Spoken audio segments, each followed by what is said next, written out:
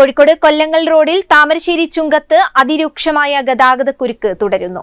മണിക്കൂറുകളോളമാണ് ഇവിടെ വാഹനങ്ങൾ കുടുങ്ങിക്കിടക്കുന്നത്. ഇതിനിടെ വൺവേ തെറ്റിച്ച് മറ്റു വാഹനങ്ങൾ വരുന്നതും പ്രശ്നം രൂക്ഷമാക്കുന്നു.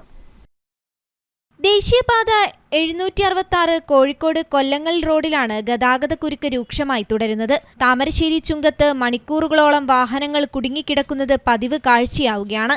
ഇതിനിടെ വൺവേ തെറ്റിച്ച് സ്വകാര്യ ബസ്സുകൾ കയറി വരുന്നതും എതിർദിശയിൽ നിന്നുള്ള വാഹനങ്ങളുടെ സഞ്ചാരവും ഗതാഗതക്കുരുക്ക് അതിരൂക്ഷമാകാൻ കാരണമാകുന്നു. കോഴിക്കോട് വയനാട് ദേശീയപാതയും കൊയിലാണ്ടി മുക്കം എടവണ്ണ സംസ്ഥാന പാതയും സന്ധിക്കുന്നയിടമാണ് താമരശ്ശേരി ചുങ്കം ജംഗ്ഷൻ.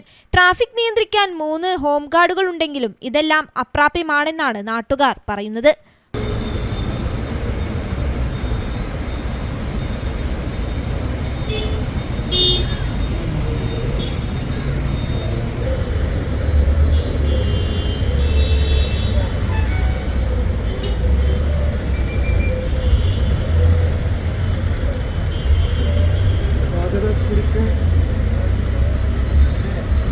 അതേസമയം ദേശീയപാത 766 4-വരിപ്പാതയായി വികസിക്കുന്നതോടെ പ്രശ്നത്തിന് പരിഹാരമാകുമെന്ന പ്രതീക്ഷയിലാണ് ജനം.